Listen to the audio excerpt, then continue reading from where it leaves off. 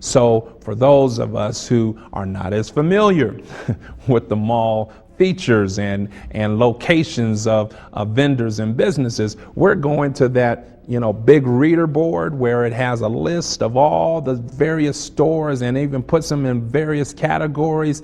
And then it has this reader map, little icons or little blocks of the buildings or the stores that are associated inside of that building structure with numbers or letters or something to correspond to a legend that tells you that this store is in this location, on this level, et cetera, et cetera. Here's the teaching point.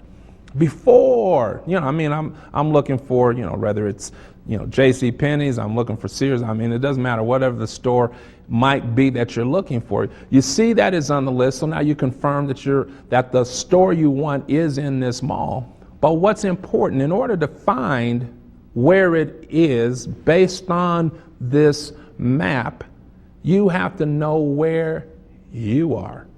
What's the big highlighted feature that's on that mall map directory?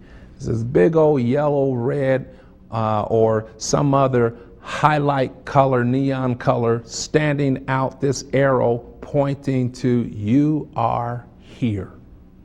I need to know where I am before I can figure out where I'm going. In other words, directions, as clear and precise as they might be, instructions, as true and important as they might be, they're all relative. I have to know first where I am. Because if I don't know where I am, I'm not going to be able, watch this, to face the right direction to get to where I'm going. I want to get over here, so I got to face the right direction. That's where I want to travel. I have to recognize where I am so I can face the right direction to go to where I need to be. That's important. Facing the right direction in order for you and I to live. Now, I share that because I want to establish an important teaching principle here. We're going to come back to the integrity of the study text here in just a moment here in Proverbs 14, but I want to digress just a moment to further build this concept. I want to go to a familiar story concerning Cain and Abel that we'll find in the book of Genesis.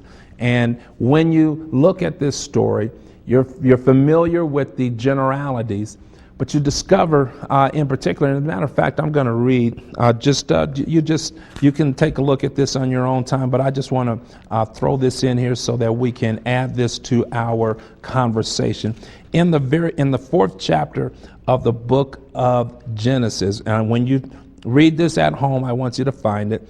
It says, "And the Lord said unto Cain, Why art thou wroth, and why is thy countenance fallen?" This is after the instructions, watch this, instructions for Cain and Abel to bring a sacrifice unto the Lord.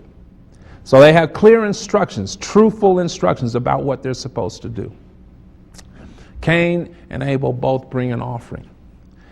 The offering of Abel is accepted by God, and the offering of Cain is not. And when Cain's offering is not accepted, the scripture says that he was wroth, angry, and that his countenance was fallen. I did a little word search on that word countenance, and I was just amazed by the actual Hebrew definition, or the Hebrew word that's used for countenance. The Hebrew word that's used in that passage is panim, which means face. Face. Panim in Hebrew, it represents the face of something or someone. So if we add that to the context of the scripture, it would say, why have you fallen away from my face? God speaking.